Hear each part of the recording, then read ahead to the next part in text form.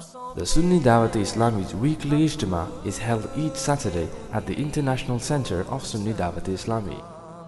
The address is Ismail Habib Masjid, 126 Cambika Street, Mumbai number 3.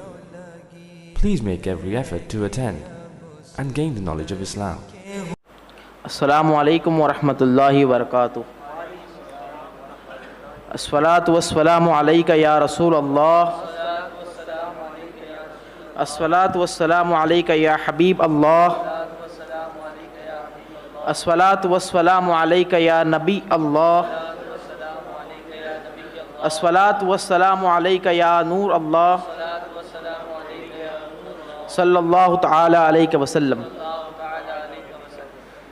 حضرت ابو ہریرہ رضی اللہ تعالیٰ عنہ سے روایت ہے کہ رسول کریم صلی اللہ علیہ وسلم کے پاس ایک دیہاتی آیا. اس نے کہا مجھے ایسا عمل بتائیے کہ جب میں اسے کر لوں تو میں جنت میں داخل ہو جاؤں. آپ نبی کریم صلی اللہ علیہ وسلم نے فرمایا اللہ تبارک و تعالیٰ کی عبادت کر. بولیے سبحان اللہ. اللہ تعالیٰ کی عبادت کر, اس کے ساتھ کسی کو شریک نہ ٹھہرا. فرض نماز پڑھ اور فرض زکوٰۃ ادا کر. رمضان کے روزے رکھ.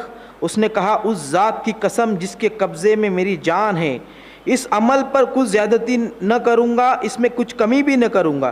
جب واپس ہوا تو نبی کریم صلی اللہ علیہ وسلم نے فرمایا جس شخص کو یہ پسند ہے کہ وہ ایک جنتی آدمی کو دیکھے تو اس عرابی کو دیکھے.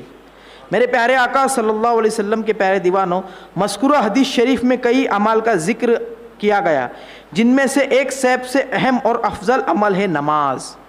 نماز قائم کرنے والا اتنا عظیم ہے کہ تاجدار کائنات صلی اللہ علیہ وسلم نے ایسے شخص کو جنتی فرمایا جس کسی کی خواہش جنت ہو کہ اسے چاہیے کہ وہ نماز کی پابندی کرے اور اپنے آپ کو ترک نماز سے بچائے, روزوں کا پابند بنے, زکوٰۃ فرض ہو تو اس کی ادائیگی میں کوتاہی نہ کرے. انشاءاللہ اعمال کا پابند دنیا ہی میں جنت کی بشارت کا مستحق بن جائے گا. حضرت ابو مسلم رضی اللہ تعالیٰ کہتے ہیں کہ میں نے حضرت امامہ رضی اللہ تعالیٰ کے خدمت میں حاضر ہوا. وہ مسجد میں تشریف فرما تھے. میں نے عرض کیا کہ مجھ سے ایک شخص نے کہا آپ کی طرف سے یہ حدیث نقل کی ہے کہ آپ نبی کریم صلی اللہ علیہ وسلم سے یہ ارشاد سنا ہے جو شخص اچھی طرح وضو کرے اور نماز پڑھے اور حق تعالیٰ اس دن وہ گناہ جو چلنے سے ہوئے اور وہ گناہ جو ان کے ہاتھوں نے کیا اور وہ گناہ جو اس کے کانوں سے صادر ہوئے اور وہ گناہ جن اس کے آنکھوں سے ہوا اور وہ گناہ جو اس کے دل میں پیدا ہوئے تو اللہ تعالیٰ سب معاف فرما دیتا ہے. حضرت امامہ رضی اللہ تعالیٰ نے فرمایا بخدا میں نے یہ مضمون نبی کریم صلی اللہ علیہ وسلم سے کئی دفعہ سنا ہے. میرے پیارے آقا صلی اللہ علیہ وسلم کے پیارے دیوانوں, ہم انسان ہیں اور ہم سے گناہ ہونا ممکن ہے, اور آج کے اس پرفتن ماحول کے گناہوں کا سیلاب پورے معاشرے کو اپنی لپیٹ میں لے چکا ہے, جہاں راہ چلنے سے لے کر کسی قسم کی تقریب میں شریک ہونے تک آوارگی بے حیائی سب کچھ موجود ہے. ایسے میں دامن کو گناہ سے بچنا نہایت ہی مشکل نظر آتا ہے. اللہ تعالیٰ کریم ہے, اپنے بندوں کی کمزوری کو بخوبی جانتا ہے, لہذا فرمایا دن میں 5 مرتبہ میری بارگاہ میں حاضر ہو جاؤ, میں کریم ہوں, تمہیں عاجزی سے بندگی بجا لاؤں گا, میں طاقت والا رب ہوں, تمہارے گناہوں کو معاف فرما دوں گا. خدا را اپنے رب کی بارگاہ میں سر جھکانے میں کوتاہی نہ کرو, پابندی سے نماز پڑھو, ضرور اللہ تبارک و تعالیٰ کرم فرمائے گا. پروردگار عالم ہم سب کو 5 وقتہ نماز پڑھنے کی توفیق عطا فرمائے.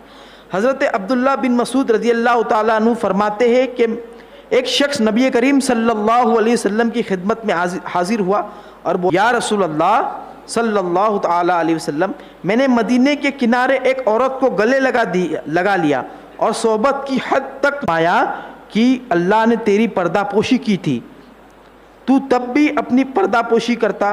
راوی کہتے ہیں نبی کریم صلی اللہ علیہ وسلم نے اس کا کچھ جواب نہ دیا.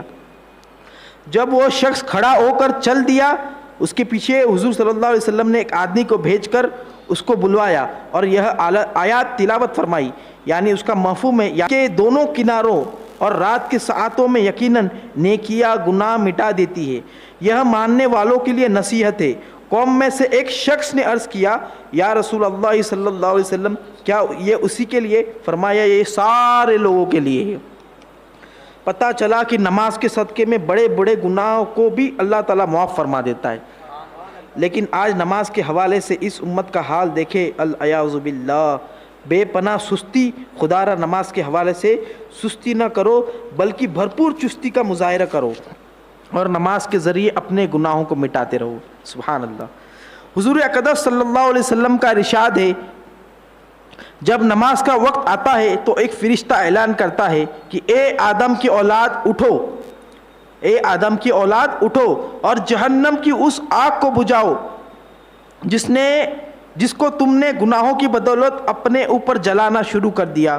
چنانچہ دیندار لوگ اٹھتے ہیں، وضو کرتے ہیں اور فجر کی نماز، ظہر کی نماز، عصر کی نماز، مغرب کی نماز اور عشاء کی نماز پڑھتے، جس کی وجہ سے ان کے صبح سے ظہر تک کے گناہوں کی مغفرت کر دی جاتی ہے۔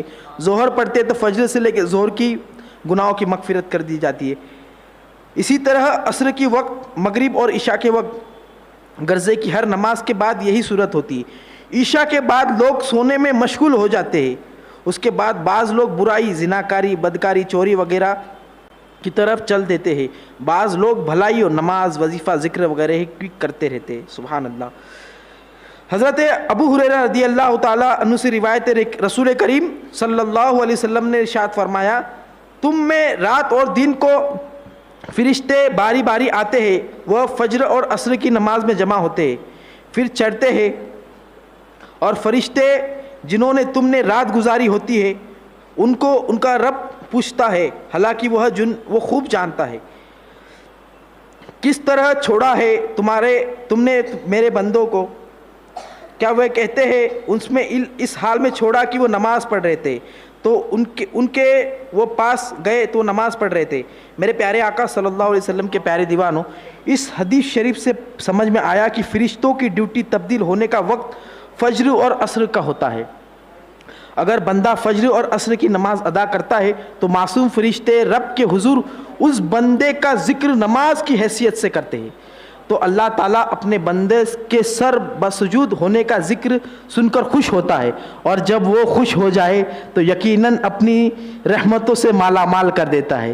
فجر اور عصر کا وقت وہ جو نہایت ہی اہم ہے۔ فجر کے وقت نیند کا غلبہ ہے اور عصر کے وقت انسان تجارت میں مصروف ہوتا ہے، جس کی وجہ سے نماز چھوٹنے کا خدشہ ہے۔ لیکن اگر بندہ نماز ادا کرتا ہے، اللہ تبارک و تعالیٰ اس سے راضی ہو جاتا ہے۔